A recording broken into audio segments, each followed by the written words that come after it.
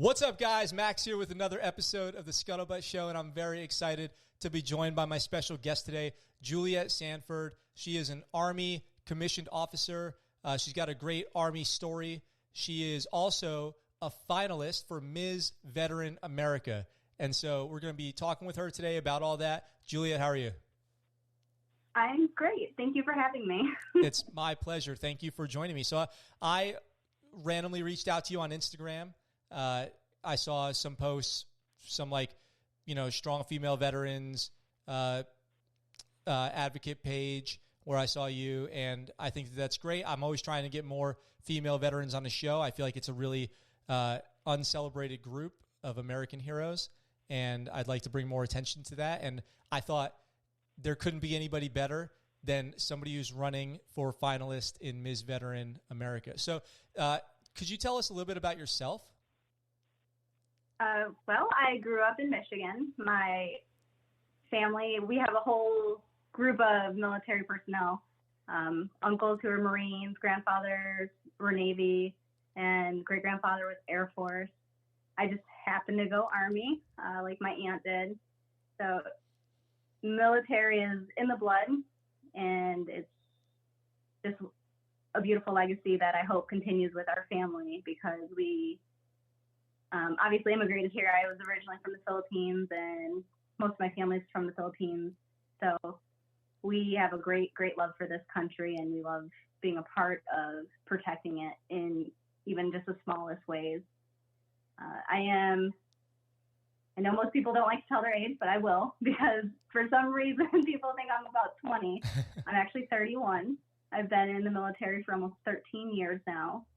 And I think that's important to say, because I remember when I was enlisted for roughly 10 years, some folks would go, oh, they just promote anybody nowadays who's barely 20 years old. And I'm like, not really, but thank you for the compliment. I used to be a 6'8" kilo lab tech, and I absolutely loved the lab and science world. And then when I switched to a commissioned officer, I became an adjutant general, corps officer. So now I'm in human resources. So you have a huge family legacy of the military, obviously based on that rundown. I think you just named like every family member. I think you said like aunts, grandpas, parents, brothers, sisters, like everything. Do you feel like when you joined the military, you were already prepared for that because your whole family has a history? Like you already knew Absolutely what to expect? Not. Oh, no. So my family actually didn't want me to join the military. I'm not entirely sure why. I had actually tried in high school. I was looking at the Air Force Academy, and I had requested, those packets that you can get for like a college application. My mom didn't realize I was trying to go to college and kept throwing out the applications. And so I was like, oh, I guess the Air Force Academy doesn't want me. So I went and joined the Army instead. And they're just like, how did this happen? And then as far as being prepared, they were just like, you'll be fine. Drink water. So I was not fine. In fact, basic training was interesting, but it was the best experience I never want to have again. If that makes sense. That does make sense. That's like what people say about SEER school, survival, evasion, resistance, escape school. They can have that one. Where did you go to basic? I went to Fort Jackson, and everybody called it Relaxes Jackson, but I happened to get the drill sergeants that were Rangers and airborne and very much not relaxing, but they were amazing. I still remember their names: Drill Sergeants Rivers, Fox, and Lee. Drill Sergeant Rivers, he could call cadence like he was singing. He had so much soul. And Drill Sergeant Fox, oh my gosh. He was terrifying because he never yelled. And if we did something wrong, we were like, this is going to be interesting. What's he going to make us do? And then Drill Sergeant Lee, he was just like that comedic relief. And you're just like, oh, I don't know if I can laugh, because is this going to turn out bad for me if I actually do? But they were amazing individuals who, in such a short time, impacted me for the rest of my career. So that's an amazing thing that not everybody gets. And I hope that in the future, like, all drill sergeants are be able to impact some of their soldiers at least like that. Yeah. You know, it's funny. I can remember we call them in the Navy, we called them recruit division commanders. And I can still remember the names of mine also. It's so funny. It was like 16 years ago. Wow. It's a long time ago. Do you love the Army? I do. I can tell. And I know it sounds crazy, but guess what? It's the longest relationship I've had besides with myself. So it can't be that bad, right?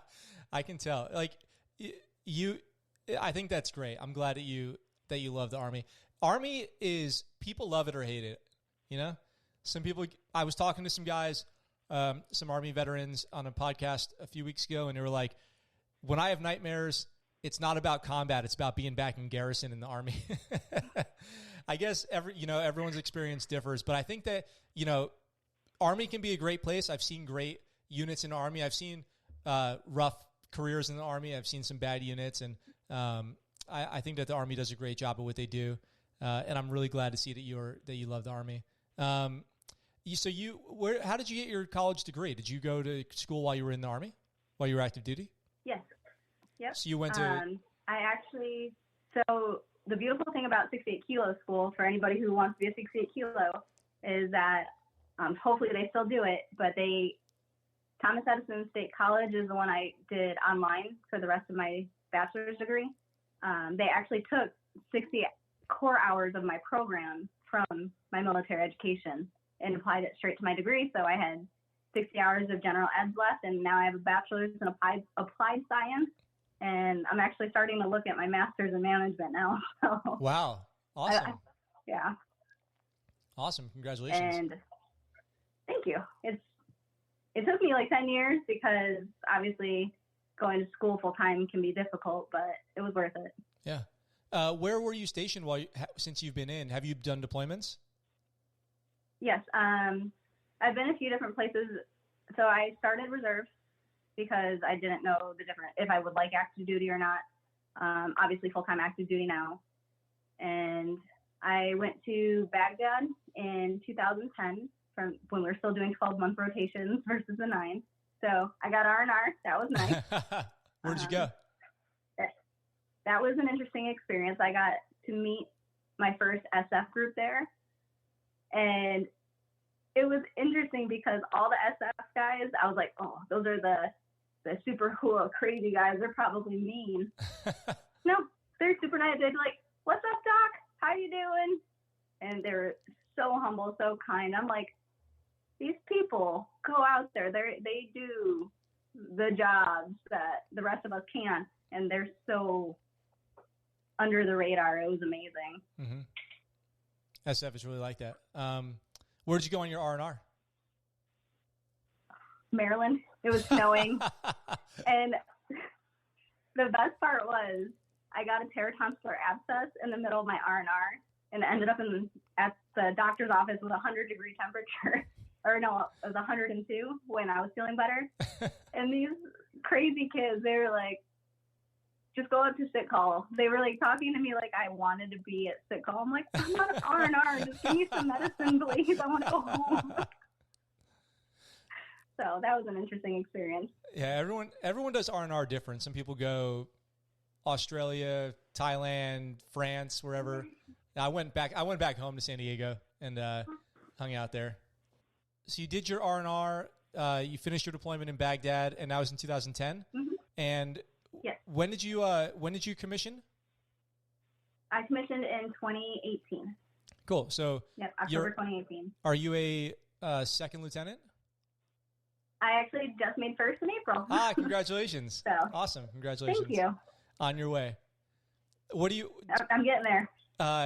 So as prior enlisted in the Army and now commissioned, what do you have to make major to retire, or could you retire as a captain, or what would that look like? So as a prior enlisted, you have to spend at least 10 years as a commissioned officer to retire as an officer. Okay. So if, let's say I was injured and I was medically retired a little bit earlier, they may just retire me at my staff sergeant grade or rank versus captain. But from what I'm tracking, the pay-wise, you're still going to get the calculated averages. Oh, you're high 3 or whatever. Okay. Yeah. Okay, cool. But I was like, okay, so try to make it 10 years at least. So you've had a great career in the Army. Congratulations on your success and your experience and being happy. I think that's the most important thing for everyone in life in general. The big question is, are you happy? You know, sounds like you're pretty happy. I try to be. I try. There are days where you sure. You know, those good old Army trainings where it's hunt the good stuff, and it's a reality. You have to hunt the good stuff because there are hard days just like anything else. And days where you question, am I doing the right thing? Is this the right path for me? Yep. But you find the joy everywhere else, and overall it leads to a very happy experience. Good. That's all we can hope for. You know, all of us can hope for. And now you are in the finals of Ms. Veteran America. But I am. So let's start with what even is Ms. Veteran America for anybody who doesn't know? I didn't know until I found you. Miss Veteran America is a competition that helps to not only highlight the amazing service and sacrifice of women who have served in the military, but to also help remind the general public that these are wives, daughters, mothers, sisters, and so on. And it helps to bring back that human aspect of women veterans. And then on top of it, it provides a platform to continue to help us advocate and to help the program advocate for the homeless female veteran population because they are very underrepresented overall. Yeah. And I think part of that is because they're such a small population in compared to the overall number of homeless veterans that they are still currently underrepresented. And this foundation, this competition helps us raise awareness for that. I think that's great. It's very true. Female veteran homelessness, female veteran suicide, female veteran addiction. I think a big part of the problem is when the public, maybe I'm wrong, but to me it seems like when the public sees a female, they don't think veteran or military type. You know what I mean? But when you see a male who looks a certain way, you're like, oh yeah, that's a soldier. Or that's a Navy guy or whatever. But women walking around in a military city don't get the same, like if you're in San Diego or near any big base and you see like a big buff, masculine dude, you might think, oh, that's a military guy or whatever. But you don't look at a female and go, oh, that's a military, that's a soldier, or that's a sailor, or that's an airman. And you certainly don't think it when you see somebody on the streets or somebody struggling or somebody, going through depression or severe anxiety or post-traumatic stress. The female veteran population just doesn't get the attention when it comes to those issues. I feel like is that true? Is that accurate? Yes, it is, and it's a sad reality, but we're working towards changing that. The world is opening its eyes. People are becoming more cognizant of the fact that the face of the average veteran is no longer just the male, that females are just as present. And that's important. That's all we can ask is for people to start acknowledging females are here. We are growing in number.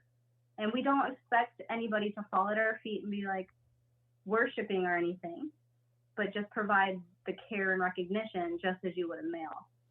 In my own experiences, I stood next to my husband at an event and people will say, hey, thank you for your service, sir, so on and so forth, and completely glaze over me. And I don't take any offense in that moment because I understand that they're not used to seeing a female veteran or a female service member that often, and it still hasn't caught up to the general culture that we're here.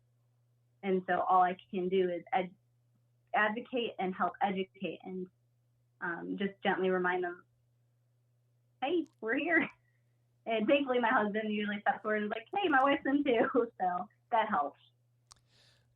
I 100% know what you mean. So my wife is active duty and I am a dependent now. So I'm a male spouse, even a rarer breed. And we'll be out at the exchange or something. We'll be in like let's say the uniform shop, right? So we'll be in a uniform shop because she needs something. and the people will come up to me, like, she's not in uniform. So they'll come up to me and, how can I help you, sir? And I'm like, I don't need any help.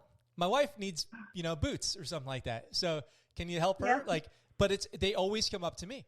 And I see it now from a very different perspective, being a civilian and my wife's active duty. And I just see the way that even now people still come up to me, assuming that I'm the military member and she's the spouse, when it's the other way around. And my wife's a badass. So she should be getting all the, like, they should be walking up to her like, oh yeah, you definitely look like you're special forces or something like that. She's jacked. So they That's awesome. better recognize. So Miss Veteran America is a competition, right? And one winner is selected every year. And I saw on their website that they were founded in 2012. Is that right? They've only been around for the last nearly a decade or so. Yes. Are they like a nonprofit organization, or are they sponsored by the military, or what is their affiliation? They are, Miss Veteran America was founded through Finalist, Inc., which is a nonprofit organization which helps provide homeless female veterans and their children. Their mission is to provide homeless female veterans and their children with safe and suitable housing. But they also have other programs such as Next Uniform, where women veterans who have transitioned out of the military and maybe need professional headshots but can't quite afford it, they'll provide them with that service so that they can transition into the civilian life more efficiently. Oh, awesome. And they're an amazing organization that are truly impacting this underrepresented population. When you, and I think that's great too, because there's there are tons of programs out there like that for dudes, and you don't hear about so many for females. Like, there's one that gives suits, tailor-made suits when you get out. And it seems very, tailored, I use the word, for men and not really for women. I'm sure that they probably do stuff for women, but it's definitely, if you go on like their website or whatever, it definitely seems like their customers is men. So I think that that's awesome. How did you get started in it? Is this your first year competing? Yes, this is my very first time competing. The first time I found out about Miss Veteran America and Final Salute Inc. was roughly 2015, 2016. And a friend had reached out to me. She's an MCO. She was like, I think you should do this. You would be amazing. But then lo and behold, baby boy came around. And of course, PCS moves. And at that point in my life, I wasn't as sure of myself and if I would be a good advocate at that point.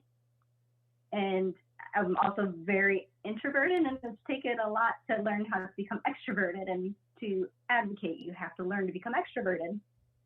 So I waited a long time to even consider competing.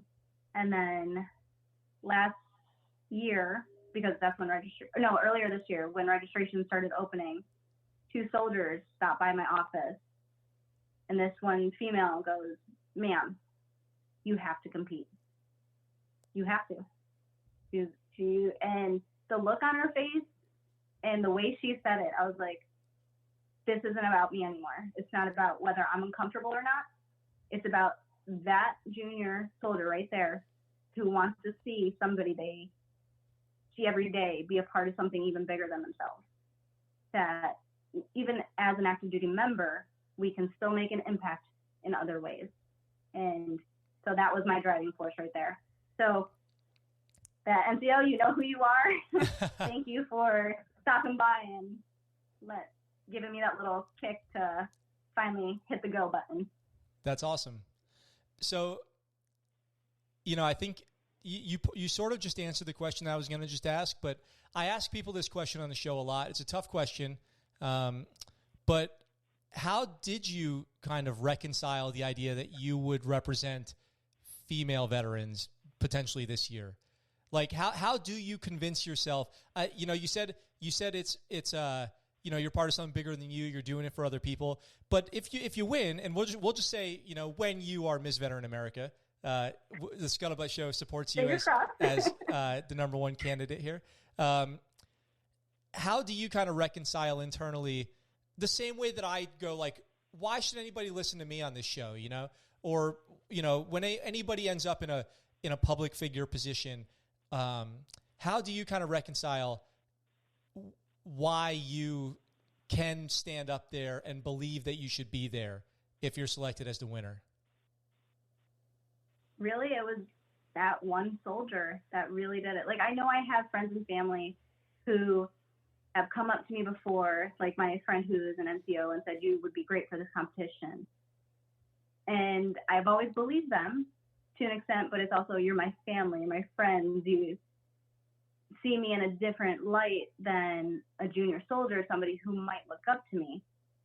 And knowing that somebody who doesn't have a personal, like, heart connection to me has that faith in me and my ability to advocate and would want me representing their voice to help lift their voice and their concerns, that empowered me.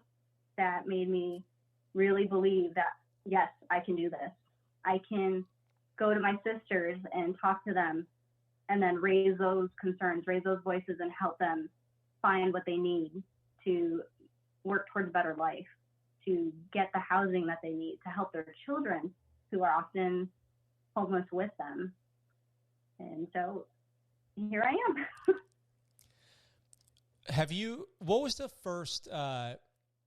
first step on the journey here? So when you decided to compete, how do you even begin? You begin with yourself and ask yourself, am I willing to put myself in an uncomfortable position, because you're putting yourself out there and you're opening yourself up to scrutiny, because some folks will say, really? A beauty pageant? But it does make me laugh a little, but it's the first step initially is applying to the competition. It's not just, hey, I want to be in it. You actually fill out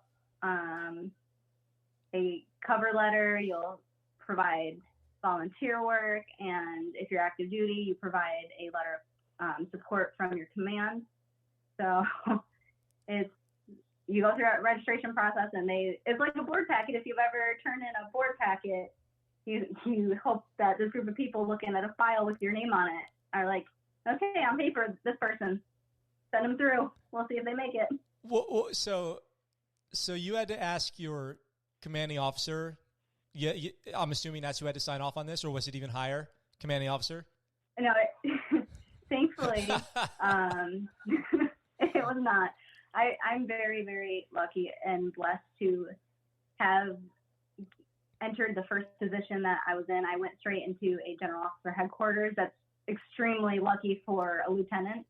And so I had the opportunity to develop that face-to-face time with my senior leaders and the deputy commanding officer and the commanding general and so on and so forth.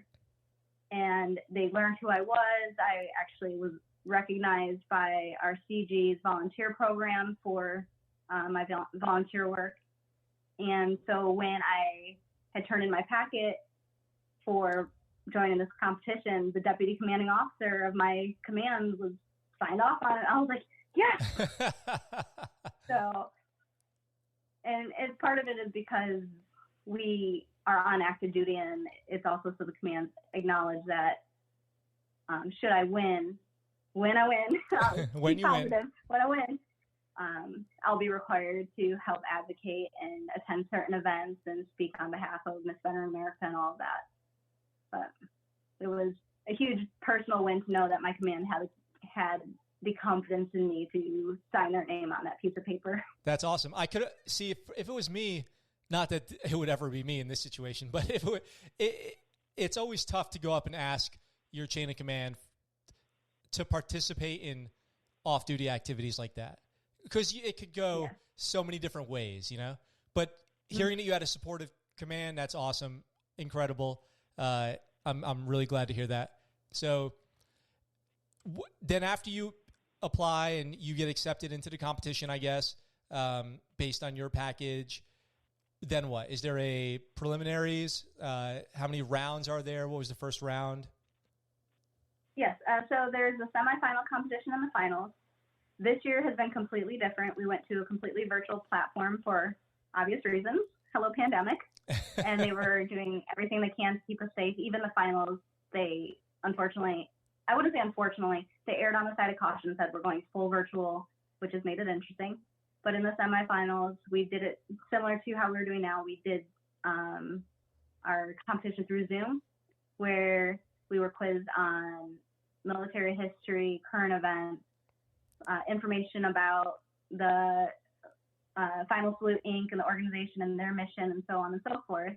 And then we also got to lip sync, which was fun. Nice. Yes, because every competition such as this has a talent portion, right? Well, our focus isn't on can you sing, can you dance, but we want to also have a talent, a fun, an uplifting portion. So to level the playing field so that it's not that one concert pianist who just blows everybody out of the park. They just leveled the playing field and said, get creative and lip sync a song. And then that just, it provides a different aspect of discipline. Like, will you put the effort in? Will you learn the song? Will you put together choreography? And then from there, we waited like, I think 2 weeks, just anxiety in my chest waiting for these names to come out. And then they announced the top 25. And we'll do something very similar for the final. Awesome. I have so many questions. What was your, let's start with this. What was your song? It was called Salute. The interesting thing was I hadn't realized we were lip syncing for the semifinals. And so I had started teaching myself guitar. And I had started learning how to play and sing Can't Help Falling in Love with You. And then we had a town hall maybe a week before the semifinal. And they're like, and just a reminder, your lip sync song for the semifinals can't be more than 3 minutes. And I was like, hold the phone. Hold the phone. And so I just found this really fun song called Salute. And I lip synced that and threw together a costume where I think you may have seen it on my Instagram where I was wearing like a dress. And oh my gosh, it was so much fun. It was as badass, or I'm sorry. No, you can say anything. A very female empowering song. It's not about military, like it's named Salute, but it's not about the military. It's women empowerment in such a fun way. Okay. So I highly recommend to listen if you've never heard it. Yeah, we'll check it out. I'll provide the group name after, but I don't know if I'm allowed to like endorse certain things. Yeah, let's leave it out for now, and then I'll figure out how to let people know about it. Okay. But the song was called Salute. Yeah. What do you remember? Some of the military history questions? I wonder if I would know the answer. Oh. Nope, I don't. I'm blanking. Oh gosh. I remember there was so much anxiety leading up to those questions. And you ever have that moment where you've taken a test and you're just like, I'm seeing the answers, but I can't spit them out. Yeah. I was having one of those moments. I remember going up for boards in the military, and you go in there and you're like looking at the wall behind the people. Well, I'm sure this was not as formal as like a military board, but you're like standing at attention and you stare at the wall and you answer the questions and your military bearings on point. And at the end you walk out and you're like, I don't know what just happened. I have no idea what just happened. Did I do good? Was I even in there in the room? I don't remember a thing about it. It was probably like that. Yes. I'm so glad that you understand what I'm trying to explain. It happened and then you almost are like, it's over. Did I do okay? Well, you must have done well because you made it into the next round. Fingers crossed to make it even farther. Have you spoken to any of the previous winners? Not directly, but we've had some town halls with the current Miss Veteran America, and she is a wonderful individual. She's very uplifting, and seeing her, it's inspiring. And you just realize, and even just seeing videos, because a lot of the competitors will make videos for us to watch, such as like the runners up and everything. And seeing them from all walks of life is amazing. Miss Gladys, actually, I retract my statement about not having ever spoken to a winner, because I have.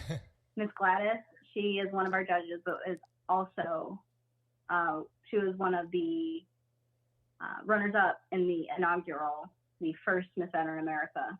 This woman is the definition of badass. She was, I think, oh gosh, how old did she say she was? I think she was in her 70s or 80s when she competed. Oh, wow. She's an amazing woman. She was part of the World Wars, and she's one of those who're like, that's gold right there. She's That's awesome. And then our event coordinator, Miss Watts, she was Miss Veteran America 2012, the first one. So that was amazing. Yeah, that's awesome. If you, so there's 8, I guess, prior winners. Do they all stay pretty actively engaged in the program? From what I can tell, they do. They are all very connected to each other. They support the current cohort of women competing. They're always there to advocate in their own ways. I can't speak on all of them, obviously, because I don't have all of them on all of my socials. But this competition seems to really draw women into a sisterhood. And they're all there for each other in a phenomenal way. Like the cohort I'm in right now, they will be people I stay connected to probably for the most part for the rest of my life, because the level of support everybody has for each other, and they're all uplifting. And it's one of those, no matter who wins, we want the best person to represent Miss Veteran America. Yeah. And so that's incredible. And I strongly believe that all of these women will be Miss Veteran America, because I feel bad for the judges. I don't know how they're going to pick, honestly. So that's okay. So that's something really good, is the competition is decided by judges, not by a popular vote, right? Correct. I think that's great, because there's so many competitions out there now that are like, if you get the most Instagram likes, then you win or whatever. And those competitions are always designed. The real person who wins is the host of the competition, you know? And when you have a competition, you know, evaluated, determined by judges, you get a real result, you know? You get a fair result competition based on what the contestants bring to the table, I think. So so that's really good. Yeah. I'm really glad to hear that. Do you know how many judges are on the panel? 5. 5 judges. And they are not random judges. One of them is a retired command sergeant major. So she is a wonderful but intense woman. And I think right now we have a rep from in the competition, a rep from every service, and each of the judges is from every service. So the whole family is at the table. Have they told you what to expect at the finals yet? As far as what you're expected to do? Yes. We have our initial guidance. Obviously, there's some stuff that I'm not going to be allowed to talk about, but they said to make sure we brush up on our military history again and knowledge about the organization. And then there's going to be a surprise question live. Ooh. But we are going to have a push-up competition, and that's going to be interesting. How are your push-ups? They're good. I don't think they're as great as they once were. I could probably knock out about 50 in 2 minutes, but I've also had a lot of shoulder issues, so we'll see where that goes. There's one female in this competition right now. I'm like, oh yeah, she's got this on lock. It's going to her. She is a beast mode. Well, but if I can at least hold my own for a little bit, I'll be excited. It's all about showing up on the day of, right? So yes. You never know. You never know what's going to happen on the day of. Oh, that's so cool. So is it something that we can watch live? Yes, it will be. Right now it is scheduled for October 9th. They haven't released the ticket or viewing information yet, but that's coming out later, and I can provide that to everybody once it occurs. So if you are interested in seeing me totally terrified in front of viewers. There's your opportunity. Oh, the ScuttleButt Show is tuning in for sure. I guarantee it. Yeah. I'm glad to hear that. So October 9th is the finals, and it's going to be over Zoom. So you're going to be set up at home, or are you going to have to go somewhere, or are you going to do it at home? Right now, they haven't decided the actual platform. They're trying to work with the entire production team to see what works best and what can handle the amount of viewers and everything. Okay. We are pre-recording some of it, like our walks, like our competition walks and our gowns and everything. Those are pre-recorded for the seamlessness and because it's very hard to do a runway walk in a home. But yes, I'll be at home competing in this environment. And it has actually provided its own challenges because instead of having a couple of extra months to compete in person, we have this deadline where you have to get your videos in. Otherwise, you're going to... Mm-hmm. But then we'll have a live portion where the pre-production videos are integrated into the live. You have to get these videos in, which, you know what, to me sounds, why that sounds harder than just performing live at the actual competition, because you have to decide when your video is good enough. That's got to be stressful. Mm-hmm. So you probably are going to want to do this like over and over again and nitpick it and probably way overthink it. That's what I would do. And so as opposed to on a day of, you just do it that one time and what you do is what you do. Yep, you are 100% correct, especially with a type A personality that I have. I'm my world worst critic. And you might be able, I don't know if you're able to relate like to the type of personality you have, but I will literally make myself sick, stressing myself out like, did I do it right? Is this good enough? Is this the one I want representing me? Mm-hmm. And like you said, it would be easier to just, hey, you got to go out there and do it, and whatever happens, that's it. Yeah. We're done. Yeah. But we are doing what we can within the limits of our current environment, and we're making it happen. So, did they put any big restrictions on it? Like everyone has to film theirs with a camera phone, or can you use like something professional, or what are the rules there? For production purposes, we were required to get a videographer to make sure it looks professional, and cool. They provided us with backgrounds that are going to be superimposed behind us so that it can look as live as possible, if that makes sense. Yeah. Okay. Great. So. Great. Good. I'm glad. I worked with, so there's a female veteran out here in Okinawa who I helped. She's doing a bodybuilding competition, and she needed a video, and I do some filmmaking stuff. It's like all this gear behind me. And one of the rules was everyone, even though I could like help her with lights and stuff, everything had to be filmed with a cell phone because they figured everyone had access to a cell phone. So that would be the fairest way to do it. But I'm glad they're letting you guys do something higher quality. I think that you absolutely deserve to appear in the highest resolution, nicest lighting possible with a nice background and all that. Oh, cool. Okay. So I can't wait to see. Yeah, we're going to be rooting for you hard. And if there's any like audience participation that the ScuttleButt Show can do, you have to let me know so I can put it out to the audience. When you win,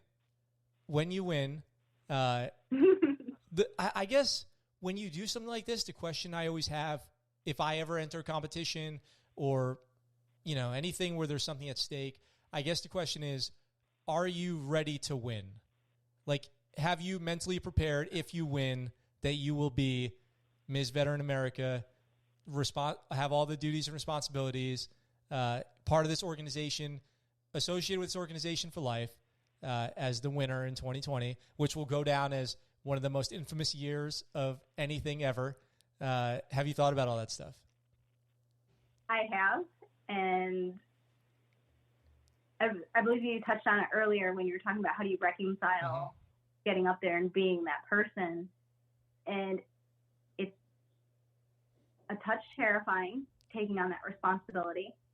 It is a huge mantle and a responsibility, but I'm fully prepared for it. I am ready to do this. I find that when you meet a challenge head on and listen to the people who are guiding you, because the organization will guide me on what I need to do to be the best Miss Veteran America that I can be, and trust in their leadership and their experience. I'm gonna rock it. I'm gonna go out there and rattle some cages and raise the voice of all the female veterans that need to be heard. And I am excited, and I cannot wait to, if that opportunity becomes mine, I will take it with grace and just absolutely be grateful for it. That is awesome. I love that. I think that's a perfect answer. Because, you know, you have to, I guess you have to be prepared for victory a lot of times, you know, because then, you know, the competition is exciting, but then you're going to be the winner for a year, representing for a year, and you're going to have been a winner for a lifetime. And people will obviously be looking to you as a role model, for guidance. And I think, but I think you nailed it, because you look at it as like, you're doing it for the people directly around you that you influence, you know, that you represent. And I think that if you try to do it to make a small group of people that are close to you proud, you'll do it in a way that can reach everyone. But if you try to reach everyone, you'll probably miss everyone, because you can't relate to everyone, but the way people see you relate to one person can be more impactful. You know, it's more real. You know, I think that's really great. I think you've got a leg up just for that. Thank you. Is everyone, so based on what you said about the 2012 competition, not everyone in it's active duty, right? Correct. This is not just an active duty competition. There are majority of the women are veterans. They have either retired or separated, but in some capacity have served, whether it was an initial term or maybe they left early due to medical reasons, whatever the case may be. But everybody has served, but a handful of us are still active duty. Okay. Do you know, out of your competitors, what the age range is? Like, do you have any Vietnam veterans in there? I don't believe our group does. I know that other previous years have had generations of women, because this is a competition. It's not a pageant that has age limits or restrictions. So it is open to all women veterans, regardless of age, whether you're 18 or 100. If you can find it in your heart and in your intestinal fortitude to compete, you're welcome. You have a seat at the table. So I don't want to guess ages, but I want to say somewhere between early 20s to early 50s is our estimated group age right now. Okay. So we have all kinds of amazing women with all types of life experience right now. Extremely diverse. Yes. Very diverse group. And it's a beautiful group. Like, when you see all of these women, your mind is going to be blown by the walks of life you're going to see. I had another great panel of female guests I had were these women who run something called the San Diego Women's Veterans Network, the SDWVN. And one of their big things that they advocate for was improved female veterans health care at the VA, because the San Diego VA didn't have oh my God, I'm going to embarrass myself right now, a mammogram machine until like 2015 or something like that. Like, they had to go to a different office, and there was just a lack of women's health care available at the VA. I thought that was a great issue to advocate for. Do you have any particular female veterans issues besides the ones that the organization advocates for that are important to you? Cool. I think the big one is still healthcare, just like the organization. Their big one is healthcare and obviously the homelessness. The way that the homelessness is counted and issues are counted is through screening processes at the VA. But as you've already pointed out, they often are lacking in their ability to care for female veterans. So if the female veterans aren't going there, they're not being counted. So it all relates. The healthcare is huge. Reproductive health is huge, especially for service members serving on active duty. The military is making great strides. We actually are just now receiving surveys about reproductive health and everything. And it asks intimate questions. And one of them was, have you delayed starting or continuing to grow your family based on your military service? And I can guarantee I am not the only female who's ever said yes to that question. Yeah. Because it impacts us in a huge way. And I hope that through these programs, that through proper healthcare and continued healthcare through the VA, more women are captured once they are exiting service, and that they're properly accounted for and properly cared for.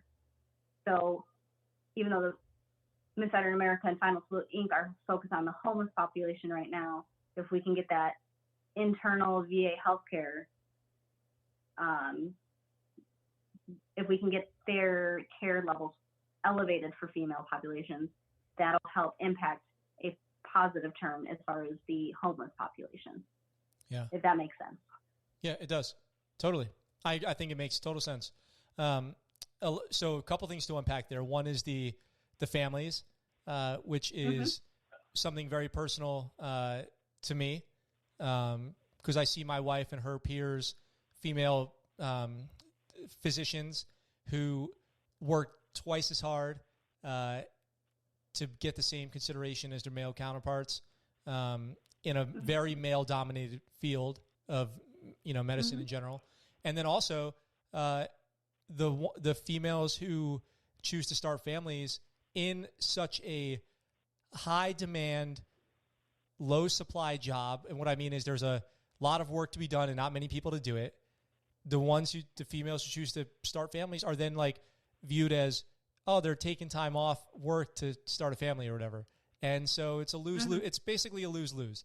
And then they do this and they handle it with such grace and class and strength and honor. And it's incredible. Like most dudes I know couldn't handle it, that amount of pressure. So I think it's fantastic. I think it's awesome. And then VA healthcare is, and I think because the public image is when people who are not in the military or even maybe think soldier or Marine or sailor or airman, they think men, right? So the focus is on male, masculine stuff all the time. And then the female veteran thing is, just like we talked about in the beginning, people see females and they don't think veteran. It's just the way that it is, unfortunately. And so the attention given to female issues is obviously less than the attention given to male issues. Yeah. So I think it's a very worthy cause to bring attention to. I want to thank you for being a part of it. Thank you. It's great. I'm glad to be here, and I will just keep trying my best. I may not be the one who makes the change or directly impacts the change, but maybe my being here will help the next person be the one to do it. And if I'm even a tiny little stepping stone in the grand scheme of things, that's all that matters, because it's like I said before, it's not about me. It's about everybody else that's being impacted. Yeah. That's, I think with that attitude, I could see you winning this thing. No problem. Just from talking to you. I don't need to meet any of the other finalists. I know who we're pulling for.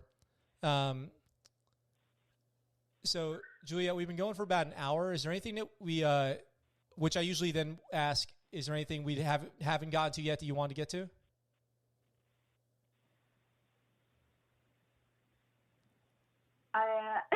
I don't think so. I'm one of those, I can either open up and talk a million miles an hour for nonstop, or I'll clam up. I I just want to say thank you for having me on the show and bringing more of a voice to this competition, to Final Salute Inc., and also for your obvious support of female veterans and, of course, your amazing spouse who's currently serving. Because although you might have to edit this part because I'm trying to figure out how to say this. So we are strong, amazing women, and we don't need to be rescued, right? But we always appreciate when our male counterparts are willing to raise their voices as well, to stand in solidarity with us and recognize that we are underrepresented, and they don't take offense to us saying, hey, can you please redirect some attention and help our veterans? And so that support, your support, is impactful in a way you may not even realize right now, but it is there. Thank you and thank you for everything that you're doing and setting a good example and being a good advocate and being a good soldier, right? And not only are you obviously a good soldier, but you're happy with your career in the Army. You are part of a long family legacy of people who've served, and it's everything that makes the American military great. I see it in you, you know? So I really am thankful I got the opportunity to sit down with you and chat with you. October 9th, Ms. Veteran America will be, is that right, October 9th? Yeah. Is going to be decided online, and the website is MsVeteranAmerica.org, I believe, and FinalSalute.org. Is that right? Final Salute Inc., yes. FinalSaluteInc.org? Mm-hmm. Okay. Yes. Are the two programs that are or Final Salute is a program that sponsors Ms. Veteran America or hosts it, and Ms. Veteran America is the competition. I hope that that's close. Yeah. And we look forward to seeing you win and represent the United States military's female population for a year. Let me ask you this. If you win, whether or not you win, can we get you back on the show for another episode? I'd love to join. Okay. I would. Awesome. Well, all right, Julia, I thank you so much for being with us today. I can't wait to share this and get the message out there to people. I can't wait to continue to support, and I hope that we do our little part to raise awareness about female veterans and some of the issues that affect female veterans at least or more as much as they affect male veterans. And there's nothing wrong with speaking up for your female counterparts, like we were just saying. Don't be afraid to bring us all up together, okay? We're all in this together. Thank you. Thank you. All right. That's it for today, guys. Thanks for tuning into this episode. Thank you, Juliet, for being my guest. Good luck at the competition, and we will talk to you soon. Talk to you soon.